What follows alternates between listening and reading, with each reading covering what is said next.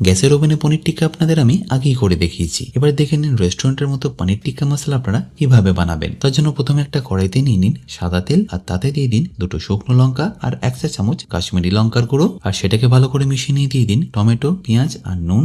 তারপর টমেটোটা যখনই দেখবেন একটু কুক হয়ে এসছে, তখন এখানে দিয়ে দিন কাজু আর চারমগজ, সাথে একটু চিনি আর কাসুরি মেথি পাতা দিতে ভুলবেন না। তারপর জল দিয়ে এটাকে একবার ভালো করে ফুটিয়ে নিয়ে একটা ফাইন পেস্ট করে নিন। তারপর একটা কড়াইতে সাদা তেল নিয়ে তাতে দিয়ে দিন কিছু গোটা গরম মশলা, তারপর কুচনো পেঁয়াজ দিয়ে ভালো করে ভেজে নিন। আর ভাজা হয়ে গেলে দিয়ে দিন আদা রসুন আর কাঁচা লঙ্কা বাটা। তারপর মশলার মধ্যে দিয়ে দিন কাশ্মীরি লঙ্কার গুঁড়ো, ধনে গুঁড়ো, জিরে গুঁড়ো। এবার এই সবকিছুকে একবার ভালো করে মিশিয়ে নিয়ে দিয়ে দিন টমেটো কুচি, সাথে অবশ্যই স্বাদ মতো নুনটাও দিয়ে দেবেন। তারপর টমেটোটা ভালো করে কুক হয়ে গেলে যে গ্রেভিটা আমরা বানিয়েছিলাম সেটা এখানে দিয়ে দেবো। তারপর জল দিয়ে ফুটিয়ে নেবো যতক্ষণের টেক্সচারটা ঠিক এরকম আসছে। তারপর ফাইনালি পনির টিক্কাগুলোকে দিয়ে ভালো করে একবার মিশিয়ে নিন, আর ফিনিশ করুন এটাকে ফ্রেশ ক্রিম, ধনে পাতা আর বাটার দিয়ে। আর আপনার ছেলে এটাকে তাওয়াতেও ভালো করে সেঁকে নিতে পারেন।